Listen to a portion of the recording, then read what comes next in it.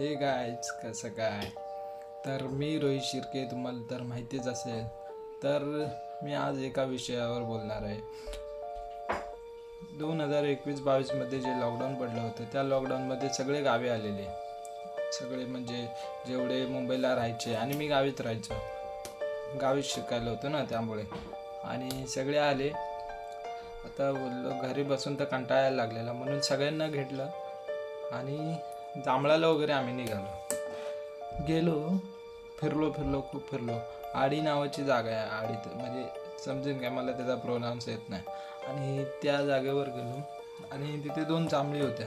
त्या जांभळीवर आम्ही 7-8 जण मस्तपैकी जांभळं खात बसलो होतो. सगळे चढलेलो होतो झाडावर. आणि काय झालं माहीत आहे, त्या झाडावर आम्ही जांभळं खात होतो आणि पाठून डायरेक्ट दगडांचा पाऊस पडायला लागला. सगळ्यांची फाटली, एकूण 6 जणांची फाटली. मी शांत आहे. मी एका जागेवर बसलेलो.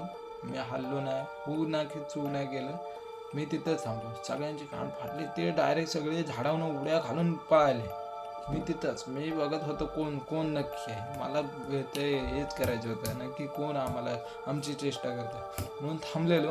तो विषय काय झाला, सगळे पळालेत आणि मी थांबलो.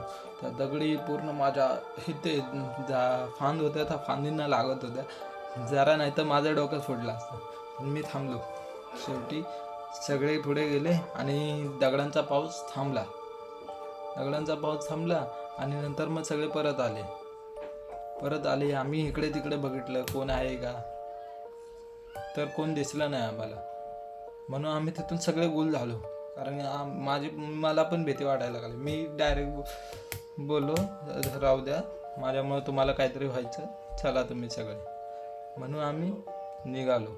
लांब गेल्याच्या नंतर आम्हाला त्याच झाडावर आम्ही त्या लांबून बघितलं, तर त्या झाडावर 2 सावल्या होत्या, दोन काळ्या सावल्या होत्या.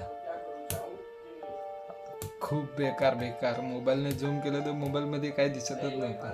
डोळ्यानं दिसत होतं, पण मोबाईलमध्ये झूम करून काय दिसत नव्हतं. मोबाईल एकाकडेच होता. जाम फाटली सगळ्यांची. म्हणून गावात गेल्यावर मोठ्या माणसांना काय विचारलं, तर ते म्हणले तुम्हाला तिथं जायला कोणी सांगितलं होतं. तिथे काय ते किस्से सांगितले त्याने, ते आता आठवत नाही. आता खूप वर्ष झाले तिला. पण लय बेकार तो दिवस ना. म्हणजे असं मला समजलं की भूतं एक्झिस्ट करतात. तोपर्यंत माझा विश्वास नव्हता भूतांवर. तुम्हाला माहिती आहे, आता मी झाडावर उभाच होतो. खूप बेकार. चला बाय.